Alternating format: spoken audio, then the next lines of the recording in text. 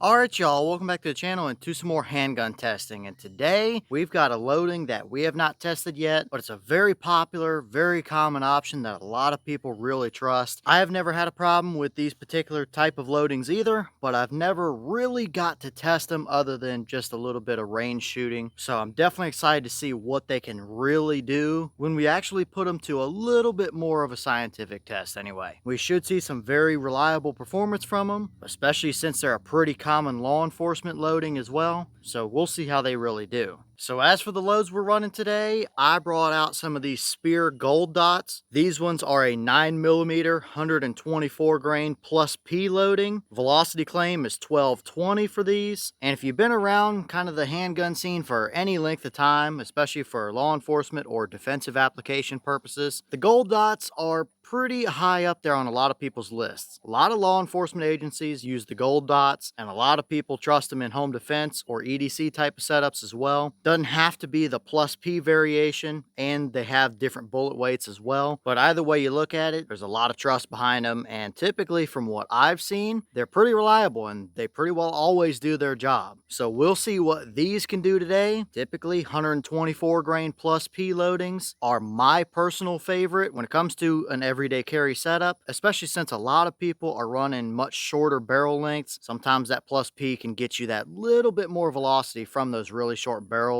Might be a little snappier, but you're going to have a little more reliable expansion and stuff behind it. So we're going to put these through their paces and see what the Gold Dot 124 grain plus P 9mm loads can really do. As for the handguns we're going to be running them through, I think if we're putting these through their paces, we should probably have a little shorter barrel, common everyday carry type of option, and we should also give them the best chance that they can get and put them through some sort of a full size as well. So that's exactly what we've got out here today. I've got a Glock 43X. These have 3.4-inch barrels on them. Very common carry setup for a lot of people, and we've got iron sights on here for a sighting option as well. But for our full size, I've got a Canik TP9 SFX. These have a 5.2-inch barrel, and I've got a Vortex Viper red dot on top of this one. So we've got two different barrel lengths, a pretty short common carry type of gun, and a much longer barrel, more fancier, a little better optic, a little better trigger type of setup in the Canik. So this should be a pretty good comparison as to what these Gold Dots will do through two different barrel lengths and two different setups as for optics and stuff like that for accuracy. So for our test today, we're going to run it the same as we usually do with these handgun oriented tests. We're going to be looking for average velocities from both barrels. We're going to be looking for accuracy potential, which we'll put an asterisk on that here in just a second because there are a lot of variables with that aspect. And then of course I have the gel blocks out here that we're going to fire around from each barrel into and see how they perform as far as penetration and expansion goes. So we'll start by taking 5 shots through each different barrel length through our chronograph here to get average muzzle velocities. And while we're doing that, I'm going to have 2 torso targets set up at 20 yards down range with a white dot to aim at. That will also allow us to get some semblance of how accurate these can be with irons in a short barrel gun and a red dot in a longer barrel gun. Obviously, there are so many factors and different variables from the handgun to the optics that are or aren't on the gun to the ammo to me as a handgun shooter in general. So take the accuracy results for whatever they may mean to you. Some people are going to appreciate that data point, others just aren't, and either which way is fine with me. But that'll give us an idea on average velocities, a general idea on potential accuracy at a little longer range than essentially point blank, and then we'll move over to our gel blocks and get everything set up for FBI standard over there. So first, let's get you guys a view of our chronograph and our target and see what we can do for average muzzle velocities and some accuracy potential.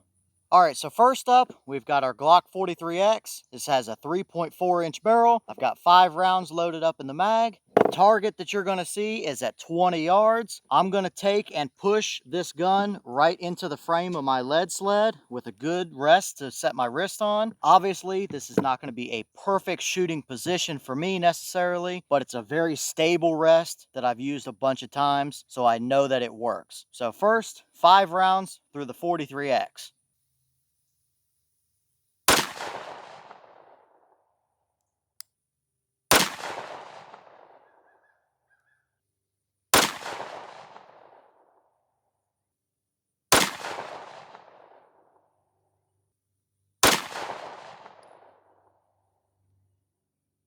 All right, so now same exact thing with the Canik. We're now at a 5.2-inch barrel. Got 5 more rounds loaded up, and we'll see what that one does.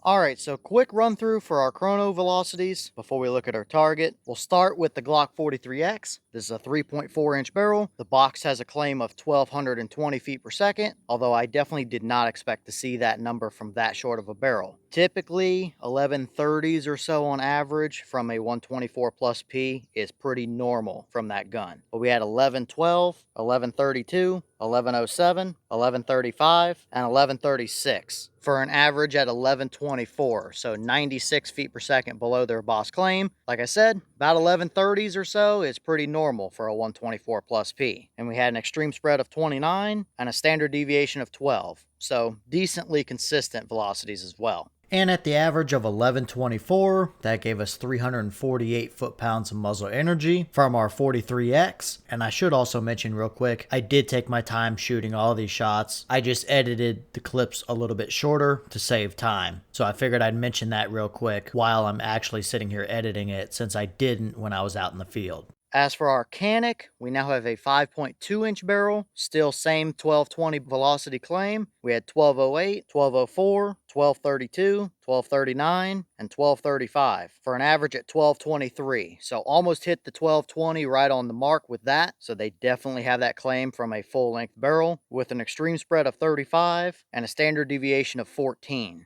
And for the muzzle energy, out of that 5.2-inch Canik barrel, we had 412. So a definite jump in energy with the jump in velocity, just like we expected to see. So now for our accuracy results, again, these are 20-yard targets. The white dots were the point of aim, and take these accuracy results for whatever they mean to you as far as a data point goes. But I can tell you immediately that these don't seem to be quite as accurate, at least from my two guns, as what a federal HST is. On the left, with our Glock 43X, I was a little bit low, but we had all 5 shots there at a 6.5-inch spread. If you put your hand over that, that would kind of reach from fingertip to fingertip. So it's about a handprint size spread. Nothing outstanding there, but definitely still plenty good enough for that short of a barrel with iron sights as well. Over here on the right with our Canik TP9 SFX, we now stepped it up to a 5.2-inch barrel and a red dot, which could have definitely helped us a little bit. And we condensed that down to a 2 3/8-inch spread for all 5 shots. So perfectly adequate performance right there. So overall accuracy, nothing egregiously terrible. Maybe we could have wanted a little more from the 43X, but still perfectly usable.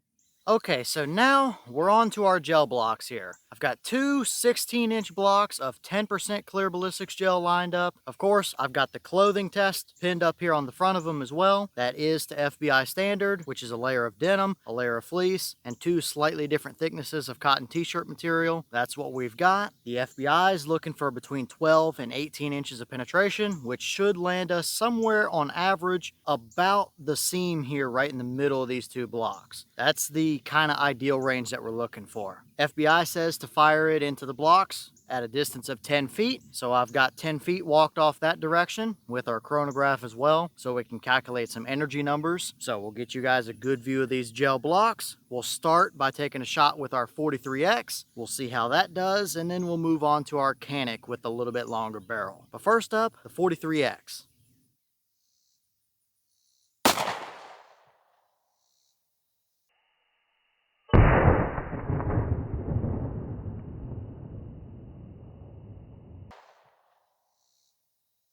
All right, so quick rundown for our 43X shot. We had 1,089 through the chronograph, so we can calculate some energy off of that shot. And as for our gel block performance here, a little bit tough to see. We were a little bit on the lower side and on the back side of the block, but we can see our bullet captured right there in the beginning of the second block. Looks like about 17.5 inches of penetration, so just about perfect from the 43X. We can see our full wound track if we come over to the other side. and get a little better view. The blocks are a little dirtier on this side, but we can see our wound track. It opened up pretty early on within the first inch or so of the block. Not a massive wound track, but it definitely is there. Way better than a full metal jacket would be. And it carries it till right about here or so before it kind of just becomes a little more of a pencil hole down here to where our bullet actually sits. So a little tougher to see that wound track. I wish I had it a little bit higher up in the block so we could see it a little better, but we got a decent idea on what's going on there. And I can tell you our bullet is pretty decently expanded down here as well. So now we've got an idea on what these will do with the 43X. So now we'll swap to the Canik, a little longer barrel, and we'll see what that does. Will it get us the same penetration, or will that bullet open up a little more and slow our penetration down just a little bit?